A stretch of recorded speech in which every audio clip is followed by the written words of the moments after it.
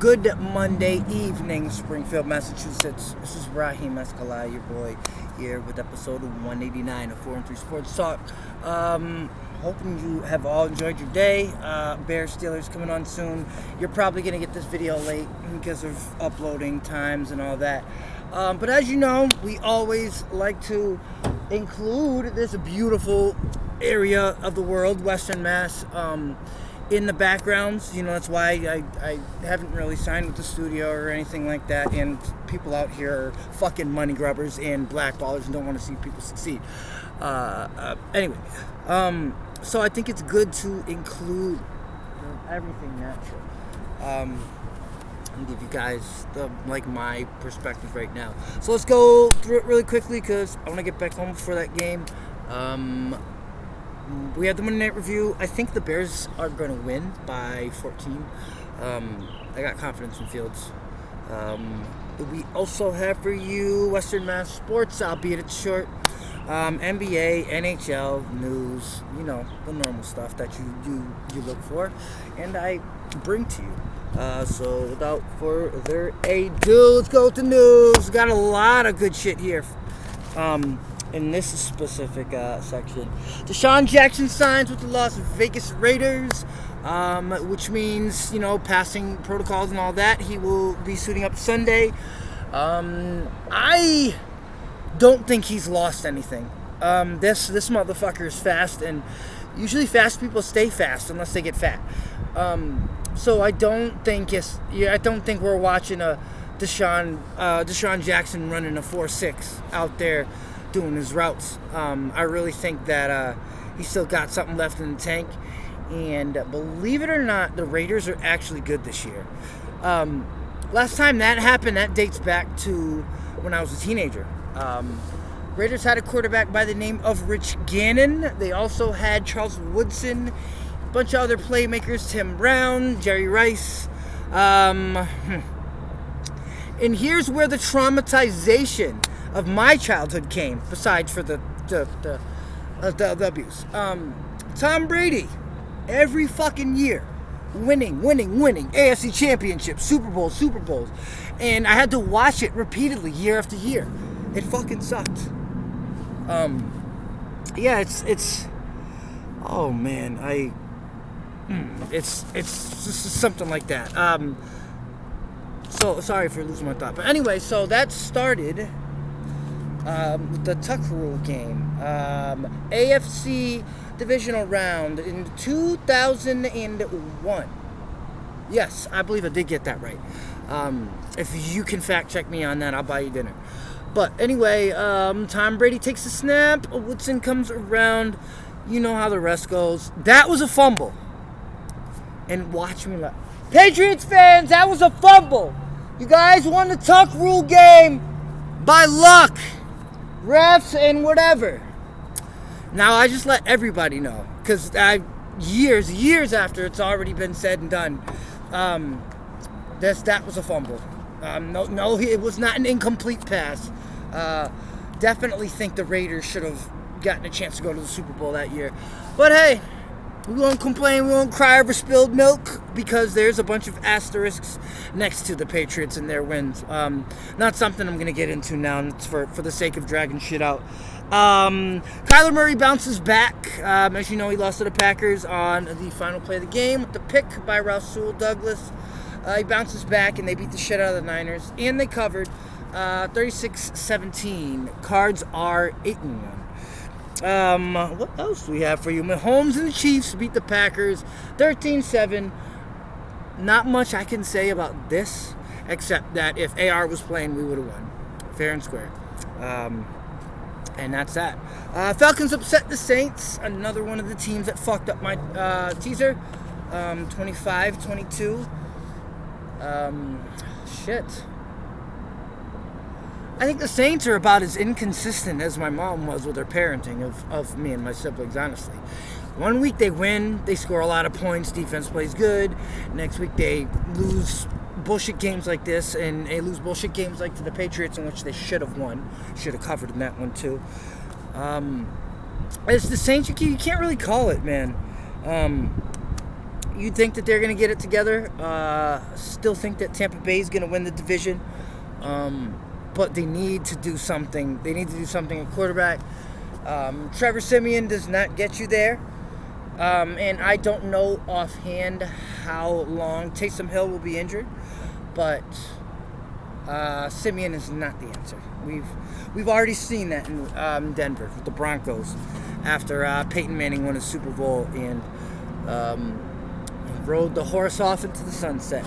Anyway, LA Dodgers failed to reach a qualifying offer for another inconsistent athlete, Clayton Kershaw. Before the deadline, Clayton Kershaw is set to be a free agent. He is in my top 10, but I will not give you the number until tomorrow's episode when I release the top 50 MLB free agents, where I think they're going to go, and all of that jazz.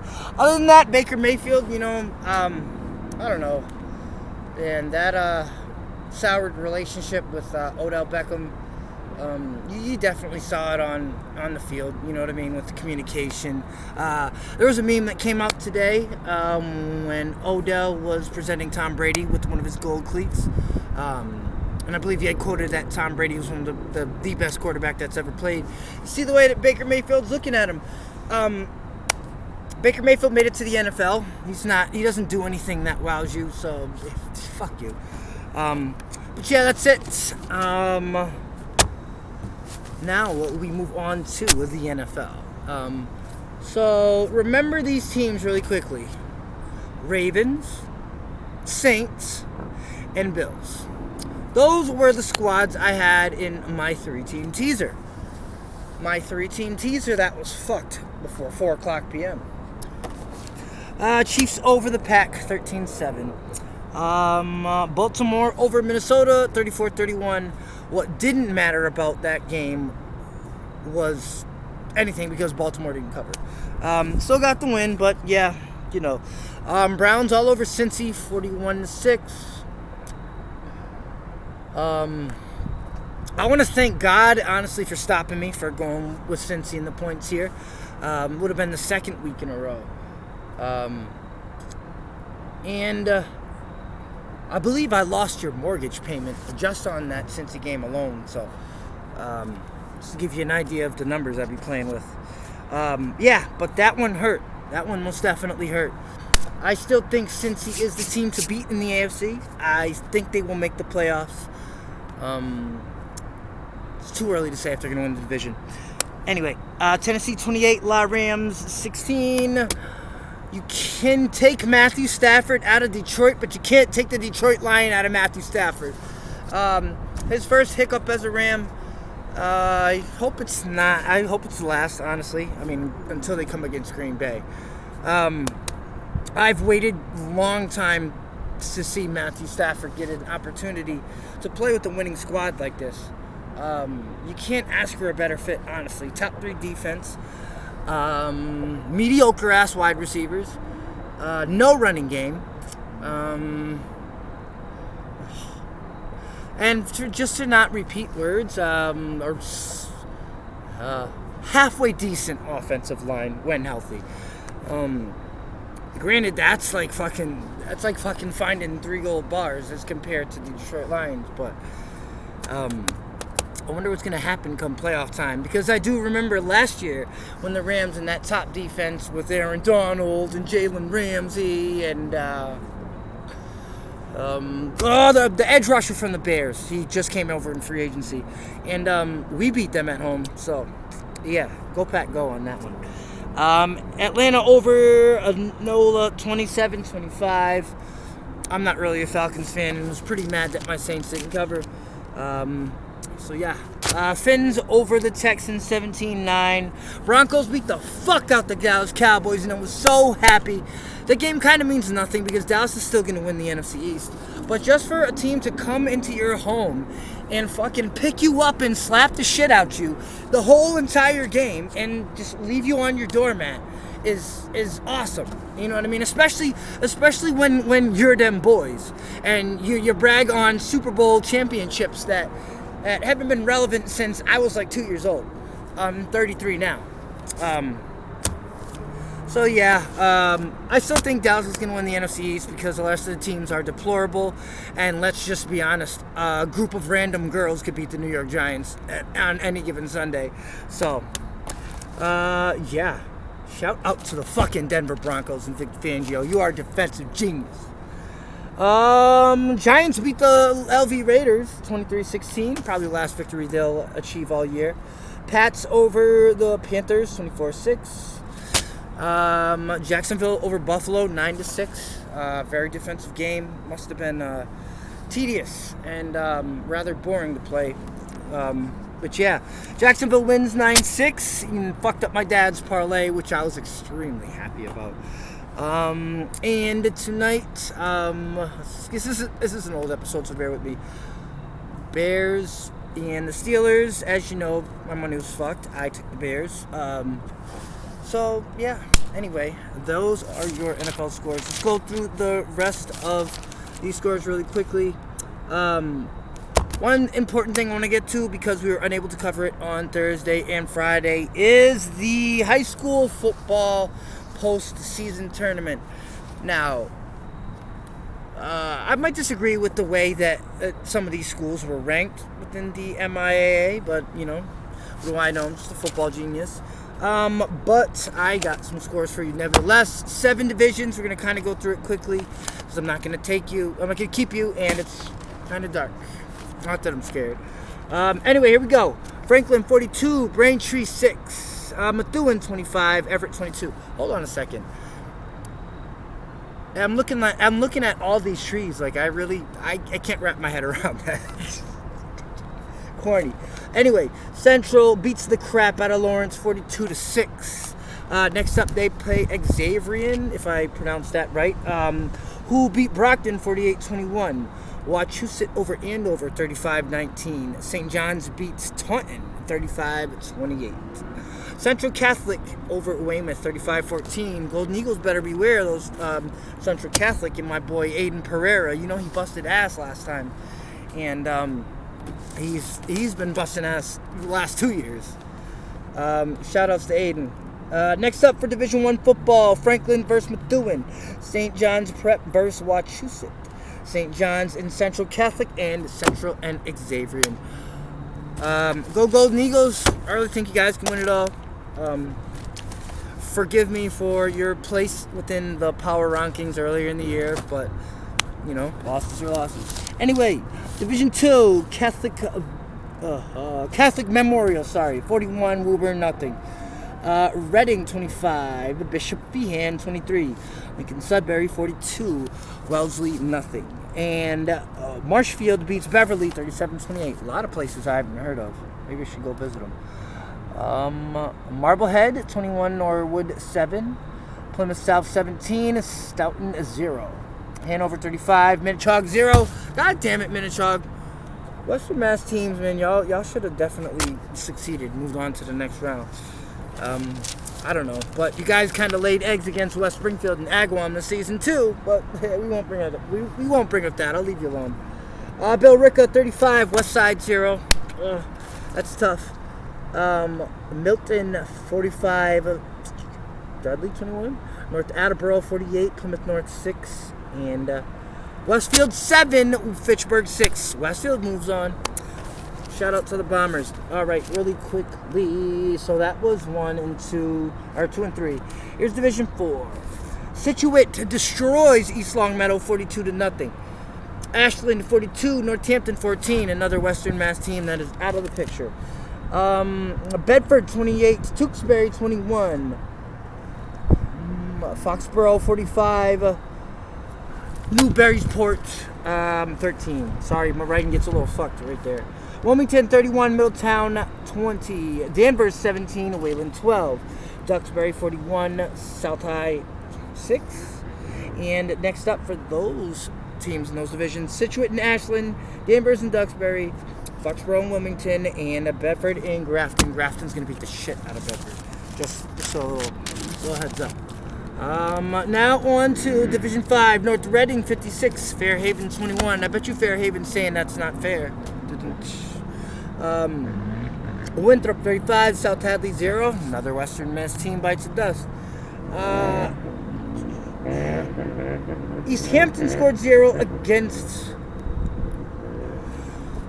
Rotham. Rotham 27, East Hampton 0.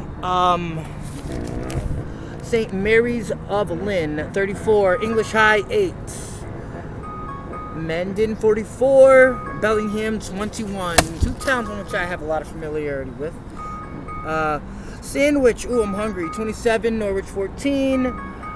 Holliston 41, St. Paul's 13. And finally, Division 7 and 8. Let's hurry up through that really quickly. Hold on, let me get on my...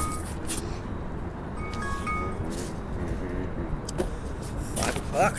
It looks like fucking 8 or 9. Anyway. Wacona Warriors, probably the second best team in Western Massachusetts high school football. 38-0. Coach Dion, will bring you up really quickly. You tried to say that a Wacona and Central game would never happen.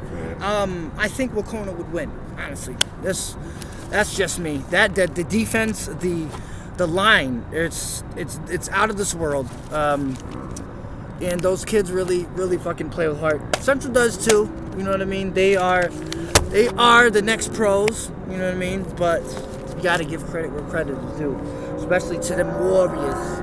Anyway, West Boylston 29, St. Bernard 8. St. Bernard came to Western Mass earlier in the regular season and handled Northampton 48-6. That was Northampton's only loss. Anyway, Northbridge 41, Greenfield 7. Another Western Mass team. Bye bye. Cohasset 26. Northbridge 13. Mashpee 41. Blue Hills 0. And Amesbury 50. East Boston 14.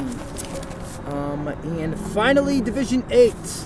My favorite team in Western Mass, aside from Central, Hoosick Valley, a Day won against Narragansett, 34-14. Hoosick Valley is demonstrating what a good defense could do to a team that is pass happy, to teams that are pass happy and that have been, and Hoosick's just fucking shut it down ever since week 2. Lynn Tech lost to Lowell Catholic 20-6. Kip Academy beats Middleton Essex. What the fuck, are we in England? 40-21. Hull over Millis, 28-7. Palmer beats Brighton, 45-18. Shout out to Jack with Tendre. That's my guy. Oxford, 28. Quaybog, 14. Randolph, 24. Lee, 9. Another Western Mass team. Bye-bye. And Ware Indians, 35. To Old Colonies, 14. The Ware Indians, man, have continued to show us why they're one of the best teams in Western Mass, and why they probably shouldn't have fallen out of the number 1 spot to begin with. Those people who do the power rankings, they need their heads checked. Yes. So, let's do the professional sports really quickly before we try to get the fuck out of here. On the ice. The Red Wings, beat the Golden Knights 5-2. Chicago Blackhawks finally win a game. Finally, holy shit. Over Nashville 2-1. Minnesota 5, Islanders 2, Anaheim 4. St. Louis 1. The Blues been winning lately. You can't say they haven't. 2020 they won 17 games all year. They've already won 9. And I believe that number is going to increase. And Vancouver over the Dallas Stars, 6-3. Finally for NBA,